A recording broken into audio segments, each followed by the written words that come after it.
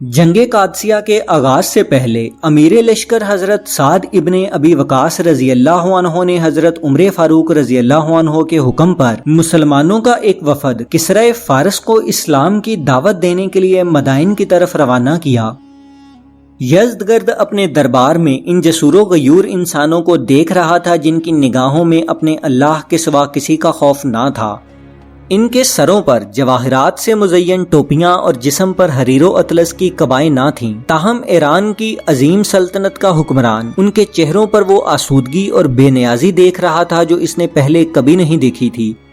وہ مغرور نہ تھے، لیکن انہیں انتہائی سادہ لباس میں چھپے ہوئے اپنے بازوؤں کی قوت کا پورا احساس تھا، اور ان کی بے باک نگاہیں اس ملت کے عزم و یقین کی ترجمانی کر رہی تھیں جسے اللہ کی زمین پر انسانوں کی بادشاہت گوارا نہ تھی۔ داعیان اسلام کا یہ وفد 14 ارکان پر مشتمل تھا۔ ان میں سے 7 وہ تھے جنہیں جسمانی وجاہت اور روب و دبدبا کے لحاظ سے جفاکش صحرا نشینوں کی بہترین خصوصیات کا نمائندہ سمجھا جاتا تھا۔ عاصم بن عمر، مانا بن حارثہ، عطار بن حاجب، شات بن قیس، حارث بن حسان، مغیرہ بن شعبہ اور عمرو بن مادی کرب جسمانی توانائی اور قد و قامت کے لحاظ سے پورے عرب میں مشہور تھے۔ دوسری طرف سفارت کے بقیہ 7 ارکان ایسے تھے جن کے چہرے قبائل عرب کی ذہانت اور سیاسی بصیرت کے آئینہ دار تھے۔ نعمان بن مقرن، فرات بن حیان، بصر بن ابی دہم، حنزہ بن ربی، عدی بن سہیل اور مغیرہ بن زرارہ کو دنائی اور بصیرت کے اعتبار سے غیر معمولی شہرت حاصل تھی۔ یزدگر نے کچھ دیر حیرت اور اضطراب کے عالم میں ان لوگوں کی طرف دیکھا اور پھر اس نے مرتجم کی وساطت سے سوال کیا، تم ہمارے ملک میں کیوں آئے ہو؟ نعمان بن مکرم نے ایک مختصر اور جامعہ تقریر میں رسول اللہ صلی اللہ علیہ وسلم کی بعثت اور پھر دین اسلام کی تعلیمات کا ذکر کرتے ہوئے کہا، ہم اس دین کے داعی ہیں جس نے ہمیں جہالت اور گمراہی کی تاریکیوں سے نجات کا راستہ دکھایا ہے۔ اگر تم ہماری دعوت قبول کر لو تو ہم واپس چلے جائیں گے اور تمہاری رہنمائی کے لیے اللہ کی کتاب چھوڑ جائیں گے۔ جب تک تم اس پر عمل کرو گے ہم تمہاری حکومت سے کوئی تعارض نہیں کریں گے۔ جب تم ہمیں جزیہ دو گے تو تم ہماری پناہ میں ہوگے اور ہم تمہاری حفاظت کریں گے، ورنہ تیسرا راستہ یہ ہے کہ ہمارے درمیان تلوار فیصلہ کرے گی۔ یزدگرد کا چہرہ غصے سے تمتما اٹھا۔ اس نے گرجتی ہوئی آواز میں کہا، میں نے تم سے زیادہ بدبخت اور خستہ حال قوم نہیں دیکھی۔ تم جب کبھی ہم سے سرکشی کرتے تھے تو یہاں سے سرحد کے زمینداروں کو حکم بھیج دیا جاتا، وہ تمہارا سارا بل نکال دیتے تھے۔ ایران میں عربوں کو 2 ہی ناموں سے یاد کیا جاتا ہے، ایک تاجر اور دوسرے بھکاری۔ تمہاری خوراک سبز رنگ کے سانڈے تھے، تم کھاری پانی پیتے اور اونٹوں کے سخت بالوں کے لباس پہنتے ہو۔ اب تم ایران کا میٹھا پانی پی چکے ہو اور تمہیں اس زمین کی خوراک بھی پسند آ گئی۔ اگر تم قحط اور افلاس سے مجبور ہو کر یہاں آئے ہو تو ہم تمہیں صرف معاف ہی نہیں کرتے بلکہ تمہارے اونٹوں پر غلہ اور کھجوریں لادنے کے لیے بھی تیار ہیں۔ ہم تمہارے سرداروں کی عزت کریں گے، تمہیں کھانا اور کپڑے دیں گے اور پھر تم پر ایسے بادشاہ کو مقرر کریں گے جو تمہارے ساتھ لطف و مروت سے پیش آئے۔ لیکن یاد رکھو، اگر تم نے ہماری فیاضی کی قدر نہ کی تو کوئی طاقت تمہیں ہمارے غضب اور انتقام سے نہیں بچا سکے گی۔ شہنشاہ فارس کی اس غصے سے بھری ہوئی تقریر کے بعد دربار میں تھوڑی دیر کے لیے سناٹا چھا گیا اور یزدگر نے داد طلب نگاہوں سے اپنے امراء کی طرف دیکھا۔ پھر اچانک مغیرہ بن شعبہ اٹھے اور انہوں نے کہا، اے بادشاہ، یہ شرفائے عرب ہیں اور شرفاء ایسی باتوں کا جواب دینا پسند نہیں کرتے، لیکن میں تمہاری ہر بات کا جواب دے سکتا ہوں اور یہ لوگ میری تصدیق کریں گے۔ تم نے ہمارے ماضی کے متعلق جو کچھ کہا درست کہا۔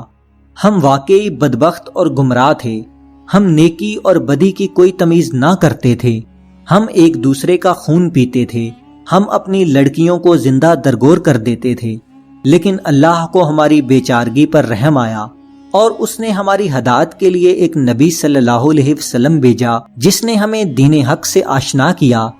وہ جو کچھ کہتے تھے اور جو کچھ کرتے تھے خدا کے حکم سے کرتے تھے۔ انہوں نے ہمیں حکم دیا کہ اللہ کے دین کو ساری دنیا کے سامنے پیش کرو۔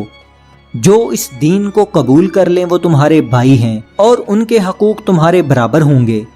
جن کو اسلام سے انکار ہو وہ جزیہ دینے پر راضی ہوں اور وہ تمہاری پناہ میں ہوں گے۔ जो इन दोनों बातों से इनकार करे उसके लिए तुम्हारी तलवार होगी। यज़दगर्द ने गुस्से से लरजती हुई आवाज में कहा, अगर कासिदों का कत्ल जायज होता तो हम तुम में से किसी को भी जिंदा ना छोड़ते। मुगीरा बिन शोबा ने जवाब दिया, अगर हमें मौत का खौफ होता तो हम यहां कभी ना आते।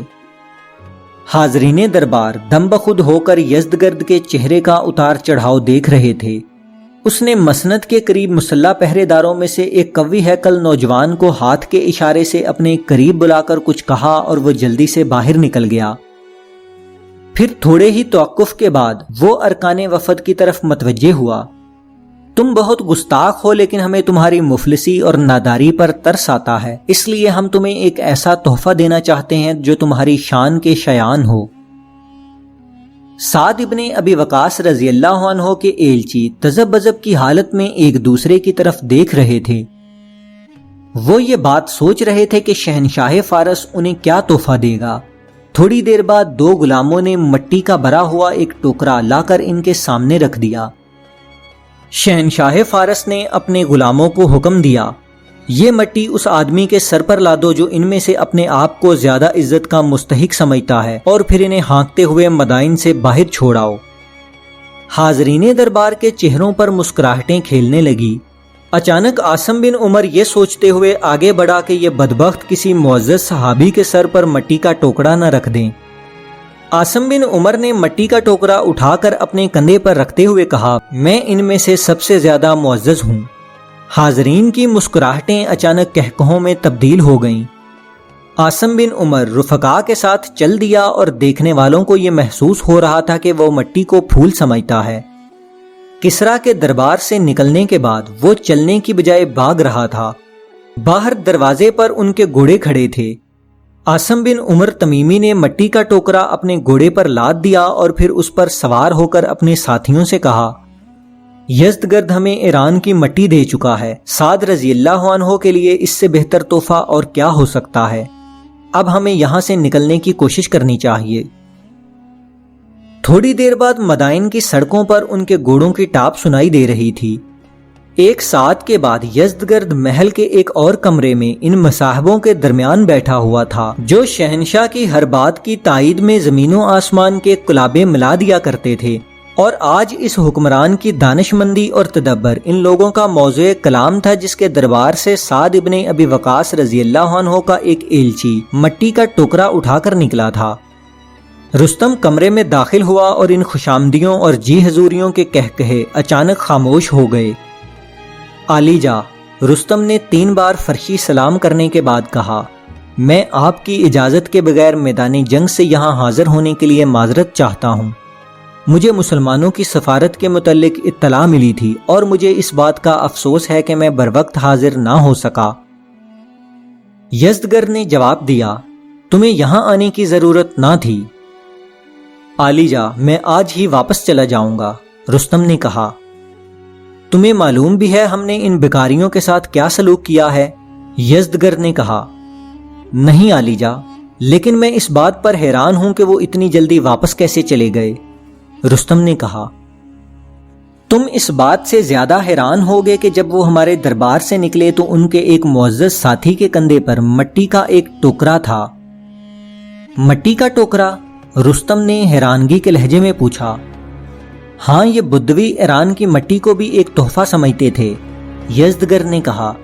हमें अफसोस है कि हम इन सब को मिट्टी का एक एक टोकरा ना दे सके। यज़दगर्द ने हंसने की कोशिश की और कुछ देर कमरे में हाजरीन के कहकहे गूंजते रहे, लेकिन रुस्तम के चेहरे पर अचानक जर्दी छा गई और वो चिल्लाया, आलीजा, आपने हमारे दुश्मनों को मिट्टी दे दी। आप मुसलमानों को ईरान की मिट्टी दे चुके हैं। तुम्हारा ख्याल है कि मैं मजाक कर रहा हूँ? यज़दगर्द ने हैरत से कहा।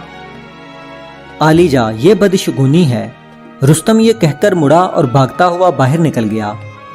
थोड़ी देर बाद वो महल से बाहर अपने महाफज सवारों से कह रहा था, दुश्मन के एलची यहाँ से मिट्टी का टोकरा उठाकर ले गए हैं, तुम उनका पीछा करो और उनसे ये मिट्टी छीन लो। मिट्टी का टोकरा?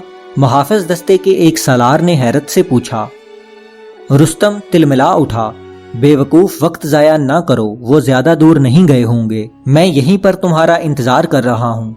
फौरन जाओ और उनसे मट्टी का टोकरा छीन कर वापस लाओ। सवारों ने हुक्म मिलते ही अपने घोड़ों को ईड़ लगा दी, लेकिन सपहर के वक्त वो रुस्तम को बता रहे थे कि साद रजी अल्लाह अन्हु के एलची उनके हाथ नहीं आए। मुसलमानों का ये वफद मदाइन से निकलकर जब कादसिया पहुंचा और साद इब्ने अबी वकास रजी अल्लाह अन्हु के सामने हाजिर हुआ तो आसिम बिन उमरो ने मट्टी का टोकरा इनके सामने रखा। सालारे मोहतरम, आसिम ने कहा, फतह मुबारक हो, फारस के बादशाह ने अपनी ज़मीन खुद ही हमें तोहफे के तौर पर दे दी है। ईरानी लश्कर की कादसिया की तरफ पेशकदमी और इसके बाद के हालात की तफसील इंशाअल्लाह अगली किस्त में बयान की जाएगी।